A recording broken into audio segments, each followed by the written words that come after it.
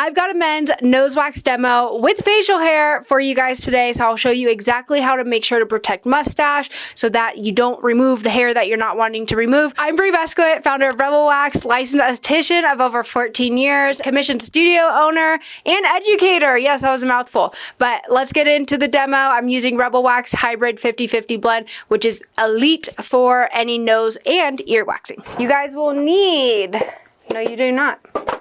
That's one thing that's different with nose waxing is there's not really much prep. So we're going to grab just a few baby sticks. These are infant tongue depressors.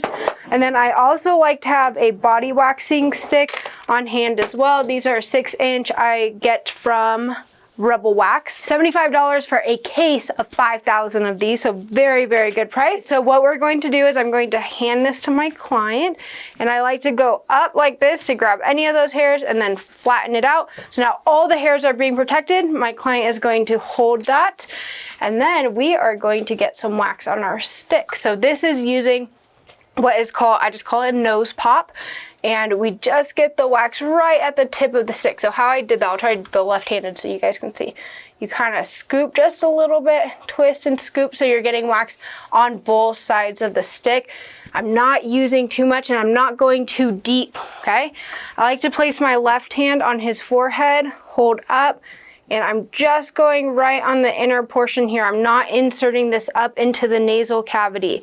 You want to be really careful with that. The nose hairs are there as a filtration system. So if you remove too many or you go too deep, first of all, you can rip the mucous membrane within the nasal cavity, and you can also, especially someone that already has allergy issues, you can cause discomfort with that. There'll be sneezing, it's just really uncomfortable, and it can be dangerous at the same time. All right, I want to wait till the wax is still moldable, but it's not wet any longer. Hand on forehead, hold here, pull quickly. I like to apply pressure, and you can see all that hair that was removed. We can always take off more, we can't put it back, so play it conservative the first time. And that looked really good. All right, someone you wouldn't want to do this on is if they come in and their skin is really dry, they've been experiencing allergies, maybe they've had a cold, anything that causes dryness or irritation, they need to wait, reschedule. They can come back another time once that's cleared up. All right, same thing, hand up top, kind of open up here. I'm just going right in that tip. I like to have my stick, I twist a little bit, then I keep my stick parallel like that, so it's facing up and down, so that when I go to kind of squeeze to get a good grip, making sure that that wax is grabbing all the hairs, I'm not pushing his nose into the sides of the stick. If I had it flipped this way, that would be really uncomfortable.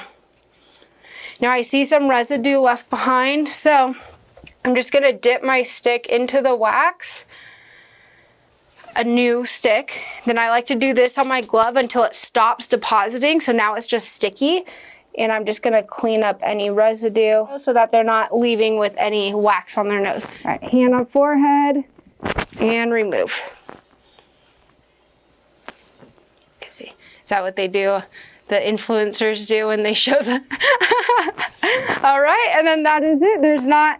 There's no residue, so I don't have any cleanup. You don't really have to put any aftercare. It's a pretty quick, easy add-on service. I recommend charging 10 bucks, maybe 12 to 15 if it's a standalone, but super quick, easy add-on service. Should take you like 5 minutes, you guys. It's really, really quick. If you guys enjoy this video and you want to see more, check out this playlist for all of my waxing demos. I'll see you guys over there.